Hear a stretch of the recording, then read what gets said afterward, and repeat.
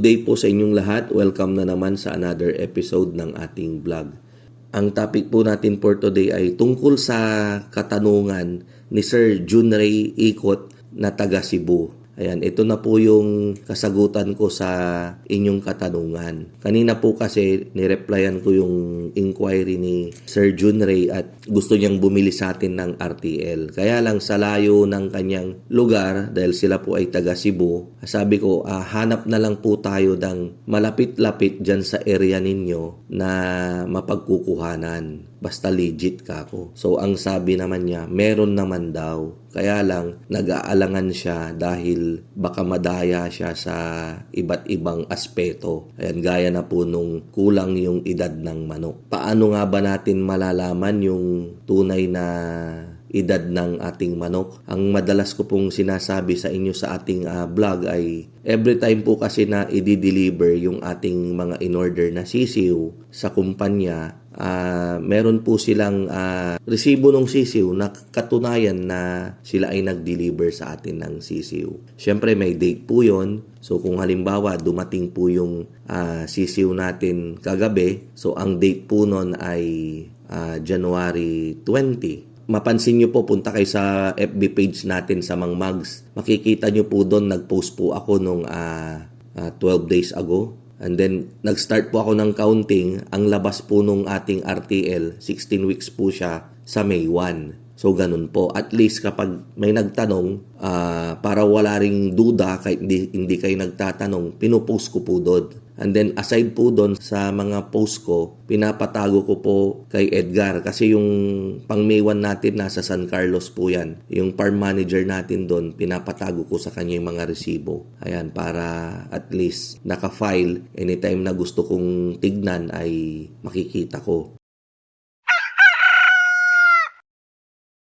Paano pag alimbawa dahil nga sa Cebu kayo, medyo hindi natin maalis rin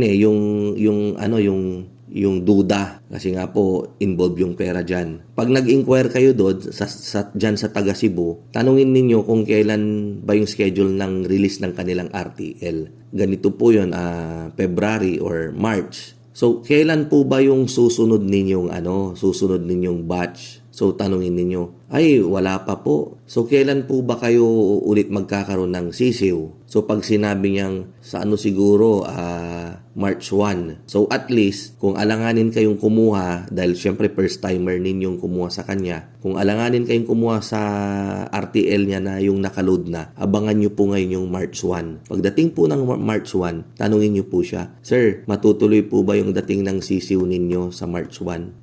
Oo, ganun siya. So, pag sinabi niyang tuloy, kausapin nyo na naman siya ng March 2. Sir, kumusta na po yung sisiw nyo? Dumating po ba? Ay, oo, ganun siya. So, pwede po bang, wag nyong mamasamain, pwede po bang makita yung video ng mga sisiw? Pwede po ba kayong mag-live? Kasi kapag post, pwedeng yung video na i-post niya, video na po yan nung nakaraan. Or baka pinasend lang niya, kinopya lang niya, ganyan. Tapos hanggat maaari, nakuhanan din siya, mahagip siya nung camera. Sabi niya, ito na po yung bagong dating nating sisiw kagabi.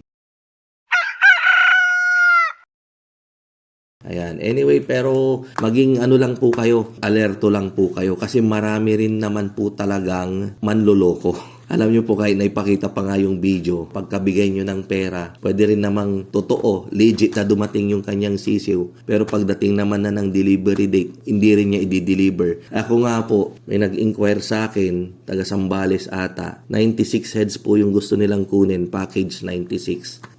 Tinatanong kung magkano, sabi ko 56,000 plus delivery charge na 8,000 dyan sa Sambales. Tinanong niya kung magkano yung kanyang ipapartial payment. Sabi ko kalahati. And then yung kalahati, cash on delivery na lang. Tinanong niya ako kung pwede daw bang 10% lang muna yung pwede niyang i-partial. Hindi ko po hindi ko po yan kadalasang ginagawa, pero nag-oo po ako sa kanila. 10% lang muna, and then siguro later on i-demand ko, depende kapag kailangan po natin ng pambayad sa feeds, pag kinukulang po yung ating pambayad, i-demand ko na lang po na dagdagan yung kanyang partial payment. So pumayag po ako. So, tinanong niya kung yung 10% ba ay 5,600. So, syempre, ako, sige po, tama po. Tapos, tinatanong niya kung pwedeng tumawag. Tinatanong niya yung mga business permit natin, yung mga ganyan.